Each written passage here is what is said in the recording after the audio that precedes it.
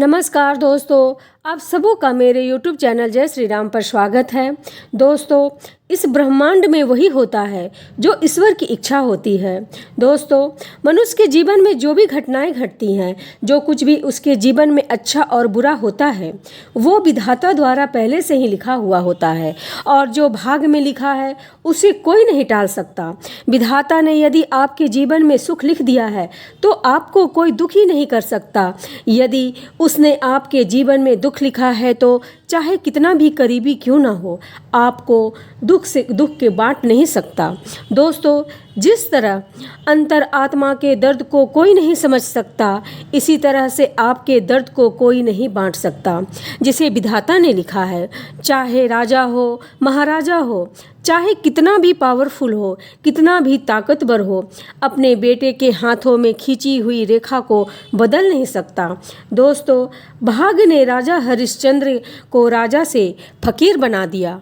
भगवान श्री कृष्ण के परम मित्र थे सुदामा, लेकिन सुदामा के भाग में गरीबी लिखी थी। सुदामा को भी एक एक दाना के लिए दर दर भटकना पड़ा था। माता सीता को भी अनेक दुख भोगने पड़े थे। दोस्तों, आज की कथा आपको रोने के लिए मजबूर कर देगी, जिसे सुनने के बाद आप लोग के आंखों में आंसू आ जाएंगे और आप लोग सोचने पर मजबूर हो जाएंगे कि कितनी दर्द भरी कहानी है। तो दोस्तों, यदि आप मेरे चैनल पर नए हैं तो चैनल को सब्सक्राइब करें एवं लाइक करें एवं कमेंट में जय श्री कृष्ण अवश्य लिखें। तो दोस्तों, बहुत पुराने समय की बात है। भगवान राम की नगरी अयोध्या में एक बड़े ही विद्वान और शास्त्रों के ज्ञाता ज्योतिषी रहते थे। उस ब्राह्मण की अनोखी ज्योतिषी दूर दूर तक मशहूर थी और दूर दूर से लोग अपना भविष्य दिखाने लोग आते थे। वे जो ब्राह्मण थे बड़े ही विद्वान और महान ज्योतिषी थे। वो दूर से ही लोगों के माथे की रेखाएं को पढ़ करके उनका भाग्य बता देते थे कि तुम्हारे भाग्य में क्या लिखा है। वह ब्राह्मण ज्योतिषी जो थे वह भूत, भविष्य और वर्तमान तीनों कालों का ज्ञान रखते थे। एक दिन की बात है कि ज्योतिषी ब्राह्मण के घर में परम तेजस्वी और सुंदर पुत्र का जन्म हुआ। ब्राह्मण और उनकी पत्नी बड़े प्यार से उस बालक का पालन पोषण करने लगे और उसका नामकरण करा दिया। उसका नाम रोशन लाल रख दिया। धीरे धीरे समय बीतता गया और वह बच्चा बड़ा होता गया। जब उसकी उम्र 7 साल की हो गई तो रोशन लाल ने देखा कि उसके पिता के सामने बहुत सी महिला और पुरुष बैठे हुए हैं और कुछ लोग लाइन लगाकर खड़े हैं और उनके पिता बारी बारी से उनका भाग्य देख रहे हैं।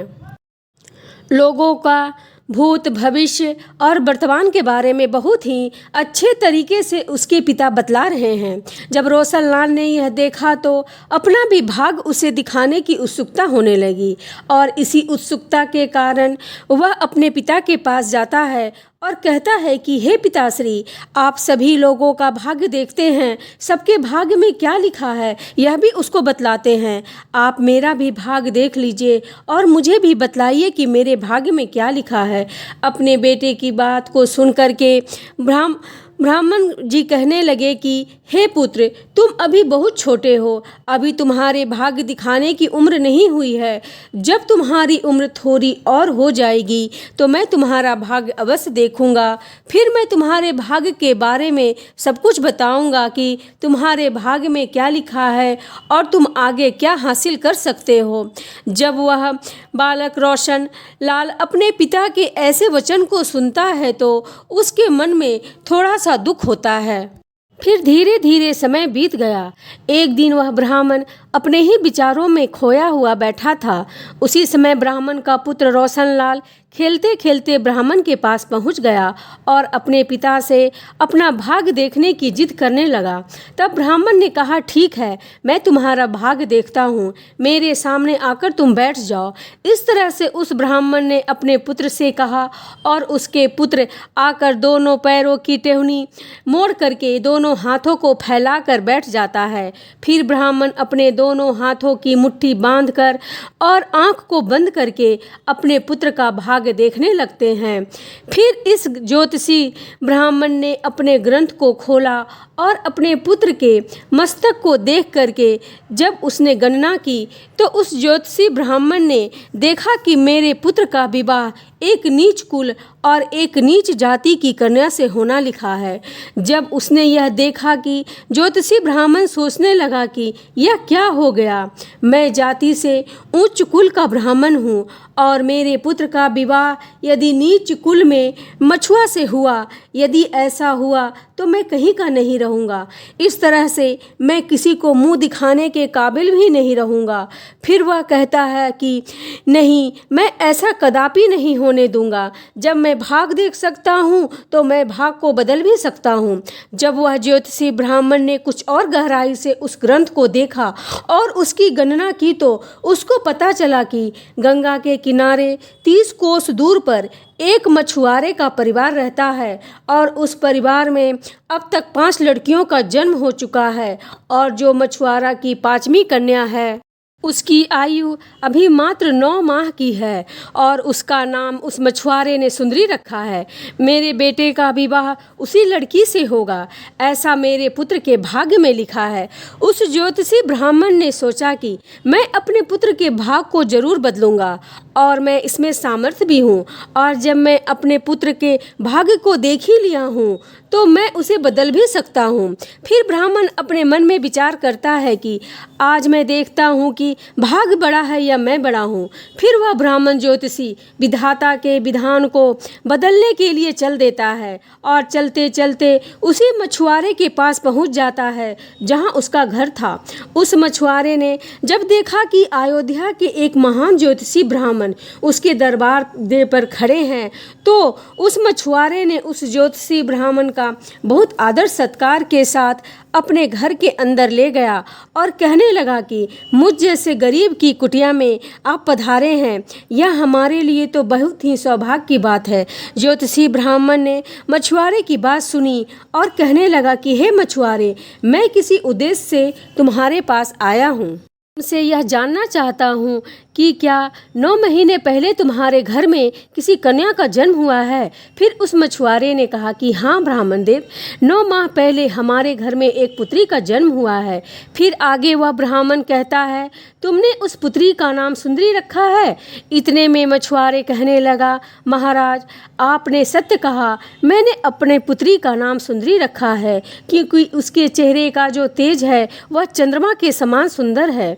इतनी रूपवती कन्या है कि उसके जैसा आसपास सुंदरता किसी में नहीं, इसलिए उस कन्या का नाम मैंने सुंदरी रखा है। मछुआरे की बात को सुन करके वह ब्राह्मण कहने लगा कि देखो मछुआरे, मैं तो त्रिकालदर्शी हूँ। मैं तो यह रास्ते से जा रहा था, मैंने देखा कि तुम्हारे घर में बड़ा घोर संकट आने वाला है। जो ये तुम्हारी सबसे छोटी पुत्री सुंदरी है, जब तक ये तुम्हारे घर में रहेगी तब तक तुम्हें पुत्र की प्राप्ति नहीं हो सकती। अगर तुम घर में पुत्र खेलता हुआ देखना चाहते हो तो तुम्हारे अपनी छोटी पुत्री को अपने घर से दूर भगाना होगा। तभी मछुआरे की पत्नी उस कन्या को गोद में लेकर के वहाँ पहुँच जाती है और उसकी पत्नी भी बातों को सुनने लगती है। ज्योतिषी ब्राह्मण की ऐसी बातों को सुन करके वह मछुआरे कहने लगा, महाराज अभी तो यह नवजात बालिका है, इसकी आयु भी अभी 9 माह की है, मैं इसे ऐसी हालत में कहाँ छोड़ सकता हूँ। फिर उस ज्योतिषी ब्राह्मण ने कहा कि देखो मछुआरे, इसमें मैं तुम्हारी मदद भी कर सकता हूँ। मेरी कोई पुत्री नहीं है, तुम एक काम करो, तुम अपनी इस कन्या को मुझको दे दो, मैं इसका पालन पोषण तुमसे भी अच्छी तरह से करूँगा और जब यह बड़ी हो जाएगी तो मैं कोई अच्छा सा घर देख करके इसके लायक बर ढूंढ करके उसका विवाह कर दूँगा। दोस्तों, वह मछुआरा पुत्र की लालसा में अपनी पत्नी से बात करके उस नवजात पुत्री को उस ब्राह्मण ज्योतिषी को दे देता है। ऐसा जब होता है तो ब्राह्मण मन ही मन बड़ा प्रसन्न होता है और उस छोटी सी कन्या को वह लेकर के वहाँ से चल देता है। चलते चलते ज्योतिषी ब्राह्मण सोचने लगता है कि यदि मैं इस कन्या का गला दबा करके इसे मार देता हूँ तो एक मासूम बच्ची को मारने का मुझ पर पाप लगेगा। उस कन्या से छुटकारा पाने के लिए वह ज्योतिषी एक बुढ़िया के घर के पास जा पहुँचता है और कहता है कि हे माता, आपके पास कोई छोटा सा बक्सा है तो मुझे दे दीजिए। फिर वह बुढ़िया उस ब्राह्मण को देख करके उसे एक छोटा सा बक्सा ला करके दे देती है। फिर वह ज्योतिषी उस बक्से में उस नवजात कन्या को रख करके उसे माँ गंगा के जल में प्रवाहित कर देता है। सोचने लगता है कि ये बक्सा कुछ देर के बाद जल में डूब जाएगा और इस तरह से मेरा पीछा भी छूट जाएगा, ना रहेगा बांस और ना बजेगी बांसुरी। पर दोस्तों, दुनिया में ऐसा कोई व्यक्ति नहीं है जो किसी के भाग्य को बदल सकता है, क्योंकि उस लड़की के भाग्य में अभी जीना लिखा था। इसलिए वह बक्सा गंगा के जल में नहीं डूबता है और माँ गंगा उसे बहाते बहाते एक गांव के किनारे पर लगा देती है। वहीं उस गांव का एक पंडित वहां स्नान करने के लिए आता है तो उस पंडित की नज़र उस बक्से पर पड़ जाती है। पंडित जब उस बक्से को देखता है तो वह उस बक्से को खोल कर देखता है तो बक्से में एक सुंदर कन्या लेटी हुई है। अपने पैरों के अंगूठे को वह कन्या लेटे लेटे पी रही थी। वह पंडित संतानहीन था और वह रोज माँ गंगा से संतान प्राप्ति के लिए प्रार्थना करता था। उस बच्ची को देखकर वह सोचने लगा कि माँ गंगा ने आज उसकी सुन ली और यह कन्या को माँ गंगा ने मेरी संतान बनाने के लिए भेजी है। माँ गंगा ने मेरी प्रार्थना को स्वीकार कर लिया है। इस तरह उस पंडित ने उस कन्या को लेकर के अपने घर के लिए चल देता है। जब वह पंडित अपने घर पहुंचता है और उस कन्या को अपनी पत्नी को दिखाता है तो उसकी पत्नी कहती है कि आप ये किसकी पुत्री को लेकर आए हैं? ये तो बहुत ही सुंदर और रूपवान बच्ची है। पंडित जी कहने लगे कि माँ गंगा ने हमारी प्रार्थना सुन ली। इतने वर्षों से मैं संतान के लिए माँ गंगा से प्रार्थना कर रहा था और इस कन्या को हमारी संतान के रूप में माँ गंगा ने हमारी झोली में डाल दिया है। आज से यह हमारी इकलौती पुत्री है। हम बहुत अच्छे से इसका लालन पालन करेंगे और इसे अच्छे अच्छे संस्कार देंगे। इसे किसी भी चीज़ की कोई कमी नहीं होने देंगे। इस तरह से वह पंडित और पंडिताइन उस कन्या का पालन पोषण करने लगे। धीरे धीरे समय बीतता गया और समय के साथ वह कन्या बढ़ती गई। जैसे जैसे वह लड़की बढ़ी वैसे वैसे उसकी सुंदरता बढ़ती गई। वह इतनी सुंदर हो गई कि उसके सामने इंद्र की अप्सराएं फीकी पड़ने लगी थीं। जब वह लड़की थोड़ी और बड़ी हुई तो एक दिन पंडिताइन अपने पति से कहने लगी कि हे स्वामी, हमारी बिटिया अब बड़ी होने लगी है। अब इसके विवाह की उम्र हो चुकी है, इसलिए कोई अच्छा सा वर ढूंढ करके अपनी बेटी की शादी कर देनी चाहिए।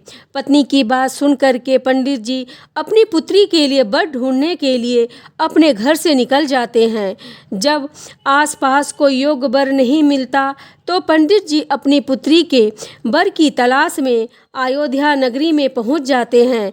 जब वहां के लोग से मिलते हैं और पूछते हैं कि कोई ऐसा ब्राह्मण परिवार है जिसमें कोई पुत्र विवाह योग्य हो, तो वहां के लोग उस ब्राह्मण को उसी ज्योतिषी ब्राह्मण के बारे में बताते हैं कि वह बड़ा ही संस्कारी परिवार है और उन्हीं के पास एक एकलौता पुत्र है जो बड़ा ही सुंदर है। उसकी विवाह की उम्र भी हो गई है। पंडित जी, अगर आपकी बात उस ज्योतिषी महाराज से बन जाए तो आपकी पुत्री का भाग्य ही बदल जाएगा और वह बड़ी सुखी रहेगी। इस तरह से लोगों की बात को सुन करके वो जो पंडित जी थे वह बहुत खुश हो जाते हैं और उस ज्योतिषी ब्राह्मण के घर की ओर चल देते हैं। जब उनके घर पहुंचते हैं तो पंडित जी को वह ज्योतिषी ने देखा तो बड़े ही आदर और सत्कार के साथ पंडित जी को अपने घर के अंदर ले गए। फिर एक चटाई बिछा दी, फिर दोनों उसी पर बैठ गए। फिर पंडित जी से पूछा कि आपके आने का कारण क्या है। तब वह पंडित अपनी पुत्री की सुंदरता के बारे में उस ज्योतिषी को बतलाया और कहा कि मेरी एक इकलौती पुत्री है जो बड़ा ही सुंदर और रूपवती है। उसका विवाह हम आपके पुत्र के साथ करना चाहते हैं। इतना सुनकर के वह ब्राह्मण बहुत खुश होता है कि चलो, मेरे पुत्र के भाग्य में जो लिखा था अब वह बदल चुका है और एक ब्राह्मण अपनी पुत्री की शादी के लिए मेरे पास आया है। वह ज्योतिषी अपने बेटे की शादी उस पंडित की पुत्री के साथ करने को तैयार हो जाता है। फिर शादी की तारीख रख दी जाती है और धीरे धीरे समय बीतता चला जाता है और वह दिन भी आ जाता है जिस दिन पंडित की बेटी का विवाह उस ज्योतिषी ब्राह्मण के बेटे के साथ होनी थी। वह ज्योतिषी अपने पुत्र की बारात को लेकर उस पंडित के गांव की तरफ चल देता है और सोचता जा रहा था कि मैंने अपने पुत्र के भाग्य को बदल दिया है। मैंने जो शास्त्रों का अध्ययन किया उसके कारण मुझ में वह क्षमता है जिससे मैं आज अपने पुत्र के भाग्य को बदल दूंगा। दोस्तों, उन्हें नहीं मालूम था कि विधाता का लिखा स्वयं विधाता ही बदल सकते हैं। जो लिखा गया है वह अटल और अमर है। जैसा जिसके भाग्य में लिखा गया है वैसा होकर ही रहता है, चाहे कोई कितना भी प्रयास कर ले। इस तरह संजोग के कारण वही मछुआरे की कन्या पंडित की पुत्री बन करके ज्योतिषी ब्राह्मण के बेटे के साथ विवाह करने के लिए तैयार हो रही थी, जिसे उस ज्योतिषी ब्राह्मण ने पानी में बहा दिया था। उस मछुआरे की कन्या का ज्योतिषी के बेटे के साथ विवाह हो जाता है और वह कन्या ज्योतिषी के घर में आ जाती है। ज्योतिषी ब्राह्मण का पुत्र सुंदर सी पत्नी को पा करके बहुत प्रसन्न होता है। पंडित जी की जो पुत्री थी वह भी सुंदर सा पति पा करके वह भी बहुत प्रसन्न होती है और इधर ज्योतिषी ब्राह्मण इस बात से प्रसन्न था कि मैंने अपने बेटे के भाग्य को बदल दिया है। एक दिन की बात है कि किसी कार्य से वह ज्योतिषी ब्राह्मण के पुत्र को अयोध्या से कुछ दिनों के लिए बाहर जाना पड़ता है। उस दिन जो ज्योतिषी ब्राह्मण वो अपने ग्रंथ की गणनाओं में लगे हुए थे, तभी उसकी जो बहू थी वह उसके लिए चाय लेकर आती है। बहू को आते हुए देख के ज्योतिषी अपना ग्रंथ बंद कर लेते हैं और बहू के हाथ से चाय का गिलास ले लेते हैं और आराम से चाय पीने लगते हैं। दोस्तों, फिर क्या होता है, उसकी बहू बड़े उत्साह के साथ कहती है कि हे पिताजी, आप सबका भाग्य देखते हैं, आज मेरा भी भाग्य देख लो और मुझे ये बता दीजिए कि मेरी पहली संतान पुत्र होगी या पुत्री। फिर ज्योतिषी ने चाय खत्म की और अपने बहू का भाग्य देखने लगे। अपने बहू का भाग्य देखा तो उनके पसीने छूटने लगे। उसने देखा कि ये तो वही मछुआरे की बेटी है जिसे मैंने मरने के लिए गंगा में प्रवाहित कर दिया था। फिर ये मेरे घर में बहू बनकर कैसे आ गई। फिर ज्योतिषी अपनी बहू से कहने लगा कि तुम तो अपनी पिता की इकलौती पुत्री हो ना। कन्या कहने लगी, जी पिताजी, मेरे असली माता पिता तो बड़े ही निष्ठुर थे। उन्होंने मुझे 9 माह की अवस्था में गंगा के जल में प्रवाहित कर दिया था और जो मेरे माता पिता है उन्होंने मुझे एक नया जन्म दिया है। जिस दिन से मुझे नया जीवन दान में मिला है तब से यही मेरे माता पिता हैं। तब उस ज्योतिषी ने इस बात की भी पुष्टि की कि ये वही मछुआरे की बेटी है, तो उसने निजात पाने के लिए उससे एक युक्ति और निकाली।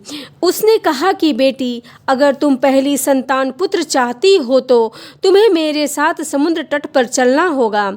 तब दोनों ससुर और उसकी बहू समुद्र के तट पर पहुंचते हैं तो ज्योतिषी ने अपने हाथ से एक अंगूठी निकाली और उस अंगूठी को दिखाते हुए समुद्र में फेंक दिया।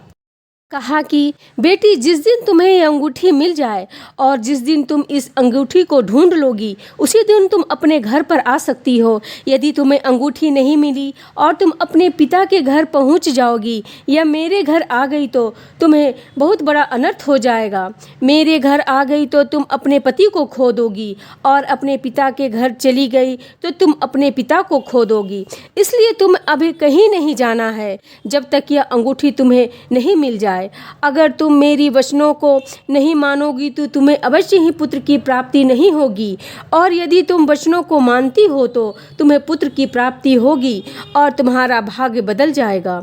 सुंदरी से ऐसा कह करके और उसे वहीं समुद्र के किनारे छोड़ करके वह ज्योतिषी अपने घर को वापस लौट आता है। सुंदरी काफ़ी प्रयास करती है लेकिन अंगूठी नहीं मिलती है। जब अंगूठी नहीं मिलती है तो वह बेचारी एक रास्ते की तरफ चल देती है, क्योंकि वह ना तो अपने पिता के घर जा सकती थी और ना ही अपने पति के घर जा सकती थी, क्योंकि ज्योतिषी ब्राह्मण ने उसे ऐसा पाठ पढ़ा दिया था कि यदि तुम अपने पिता के घर गई तो पिता को खो दोगी, और यदि मेरे घर आ गई तो अपने पति को खो दोगी। इस तरह से चलते चलते जब वह थोड़ी आगे बढ़ी तो आगे उसे एक राजपुताना परिवार आता हुआ दिखाई दिया जो अपने गांव की तरफ जा रहा था। जब उस राजपूत परिवार ने उस लड़की को देखा तो कहने लगी, बेटी तुम इस सुनसान जंगल में तुम कैसे घूम रही हो? यहाँ तो बहुत ही हिंसक जानवर रहते हैं, क्या तुम्हें डर नहीं लगता? इतना सुनकर वह सुंदरी कहने लगी, दादी जी मैं विपत्ति की मारी हूँ और मेरा कोई नहीं है। उस राजपूत परिवार का जो मुखिया था वह कहने लगा, बेटी अगर तुम चाहो तो हमारे साथ चल सकती हो। जब सुंदरी ने उनके मुख से इन बातों को सुनी तो वह सुंदरी उनके साथ बड़ी खुशी के साथ जाने के लिए तैयार हो गई। इस तरह से वह सुंदरी को अपने साथ महल में ले गए। फिर उस राजपूत परिवार ने उसे अपने घर में खाना बनाने के लिए रख लिया। उस परिवार का जो मुखिया था वह ज्योतिषी ब्राह्मण का बड़ा ही परम मित्र था। और उधर जब ज्योतिषी का बेटा जब घर वापस आया और उसने जब अपनी पत्नी सुंदरी के बारे में पूछा तो ज्योतिषी आचार्य ने वे झूठ मूठ की कहानी उसे सुना दी कि वह गंगा स्नान करने के लिए चली गई थी, वहीं डूबकर मर गई। जब उसके बेटे ने यह सुना उसे बहुत दुख हुआ। उधर राजपूत परिवार जिस गांव में वास करती थी उसी गांव का एक पंडित अपनी लड़की का रिश्ता लेकर के उसी ज्योतिषी के घर पहुंच गया। उस पंडित ने उस ज्योतिषी से अपनी पुत्री के विवाह के लिए प्रस्ताव रखा। ज्योतिषी पंडित से कहा कि हम आपके पुत्र का विवाह तो तुम्हारे पुत्री के साथ कर देंगे, लेकिन विवाह से पहले हम तुम्हारी पुत्री को देखेंगे जरूर, फिर उसके बाद विवाह करेंगे। क्योंकि ज्योतिषी ब्राह्मण को यह डर था कि कहीं मछुआरे की वही कन्या फिर से विवाह न कर ले। पंडित इस शर्त के लिए तैयार हो गया। अब वह ज्योतिषी अपने पुत्र के साथ उस पंडित की कन्या को देखने के लिए उसी गांव की तरफ चल दिया। उधर वह अंगूठी जो ज्योतिषी ने समुद्र में फेंकी थी उसे एक मछली ने निगल लिया था।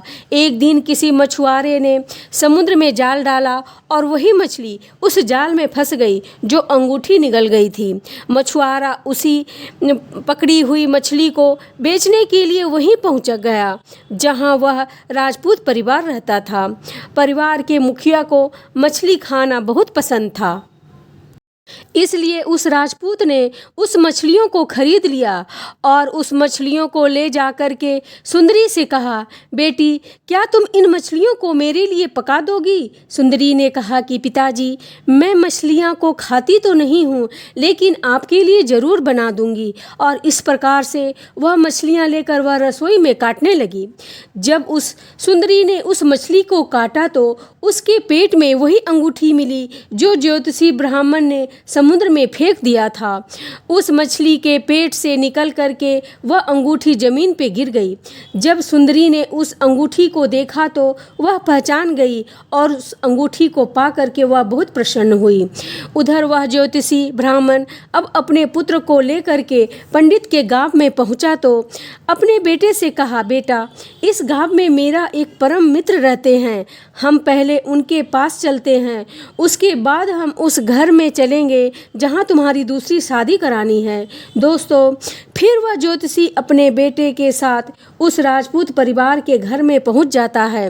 राजपूत ने जब अपने मित्र को अपने यहाँ आते हुए देखा तो बहुत प्रसन्न हुआ और उसका स्वागत सत्कार किया। उन्हें अपने घर के अंदर ले गया और उन्होंने सुंदरी को आवाज़ दी कि बेटी, हमारे बड़े घनिष्ठ मित्र आए हैं, जरा इनके लिए भोजन पानी का कोई व्यवस्था करो। सुंदरी जब पानी लेकर आई तो वह ज्योतिषी ब्राह्मण को देखा और ज्योतिषी ने अपने बहू सुंदरी को देखा, और जब ज्योतिषी के बेटे ने सुंदरी को देखा तो अपने पिताजी से कहने लगा कि पिताजी, आपने हमसे झूठ क्यों कहा कि सुंदरी मर गई है? मेरी पत्नी अभी जिंदा है और मेरी पत्नी इस समय आपके सामने खड़ी है, और ये जानते हुए भी आपने मेरा विवाह किसी दूसरी कन्या के साथ कराने को कह रहे हैं। दोस्तों, फिर ज्योतिषी ब्राह्मण कहने लगा, पुत्र, मैं भटक गया था। मैंने विधाता के लिखे भाग को बदलने के बड़े प्रयास किए और मैं बड़ा नीच कर्म कर बैठा। मैंने बड़ा ही प्रयास किया कि मैं उस भाग्य को बदल दूं। फिर उसने पूरी कहानी सभी के सामने सुना दी और कहने लगा कि मुझे अपने शास्त्र विद्या पर बहुत ही घमंड हो गया था, इसलिए मैं विधाता के लिखे भाग्य को मिटाने चला था। मैंने लाख कोशिश की, बड़ा प्रयास किया, लेकिन वही हुआ जो तुम्हारे भाग्य में लिखा था। जिसके भाग्य में जैसा लिखा है वह होकर ही रहता है। दोस्तों, इस तरह वीडियो को देख करके आपको पता चल गया होगा कि जिसके भाग्य में जो लिखा है उसे बदला नहीं जा सकता। मित्रों, लेकिन सबसे ज़रूरी बात यह है कि भाग्य के भरोसे बैठना भी नहीं चाहिए। मनुष्य का सबसे परम कर्तव्य होता है कर्म करना। हमें हमेशा कर्म करते रहना चाहिए, भाग्य के भरोसे नहीं बैठना चाहिए। इस तरह से वह ज्योतिषी ब्राह्मण के लाख प्रयास किया, लेकिन वह अपने पुत्र का भाग्य को नहीं बदल सका, क्योंकि जो विधाता जिसके भाग्य में जैसा लिखता है वैसा होकर ही रहता है। लेकिन इसका मतलब यह नहीं है कि हम कर्महीन होकर के भाग्य के भरोसे बैठ जाओ। व्यक्ति का कर्म करना उसका धर्म है, इसलिए भाग्य के सहारे ना बैठ करके व्यक्ति को हमेशा कर्म करते रहना चाहिए और हमेशा सत्य मार्ग पर चलना चाहिए। दोस्तों, यदि आपको यह वीडियो अच्छी लगी हो तो वीडियो को लाइक अवश्य करें। जय श्री कृष्णा, जय श्री राम।